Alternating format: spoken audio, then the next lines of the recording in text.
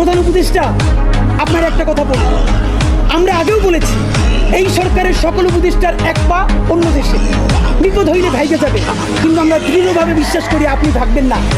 এর প্রমাণ, আপনি যদি ভাগতেন পৃথিবীর কোন দেশ আপনারে রাখতে চায় না বলেন?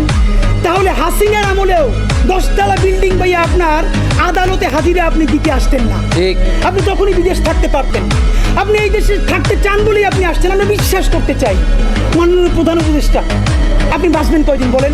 আপনার এত বয়স হয়েছে, বাংলাদেশের গড়ায় উঠতে প্রায় 20 বছর বেশি পাচ্ছেন। আমার বাপের 63 বছর পাচ্ছে, তার চেয়ে আপনি প্রায় 20 বছর বেশি পাচ্ছেন।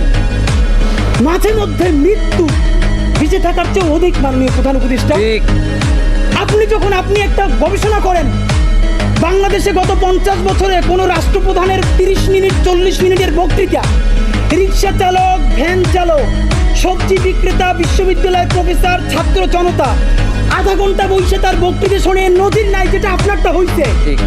এটা কিন্তু আপনার চেহারা দেখে না, আপনি রাজনৈতিক দল করছিলেন, ফেরও করছেন, কিন্তু এইবার যে আপনার এই বাংলাদেশের পক্ষে হৃদয় নিংড়ে ভালোবাসা, আপনি যখন বক্তৃতা করেন আপনি আর্টিফিশিয়াল কিছু বলেন না, কিন্তু আপনি যখন ঘোষণাপত্র বললেন আপনার চেহারায় আর্টিফিশিয়াল ছাপ।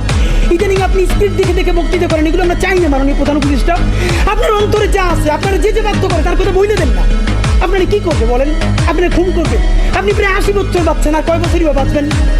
আপনি কি খাবেন, কি বাঁচবেন? আপনি বরং যদি আপনার আর্মি মেরে ফেলে, আপনারা যদি ভারতীয় আধিপত্যবাদও গুলি করে, আপনাকে যদি হত্যা করা হয়, কিন্তু সেই রক্তের বিনিময়ে যদি আপনি শহীদদের রক্তের বিনিময়ে নতুন বাংলাদেশ গড়ে যেতে পারেন, আগামী 1000 বছর বাংলাদেশের মানুষ নামাজে প্রার্থনায় আপনার জন্য শুধু দোয়া করবে।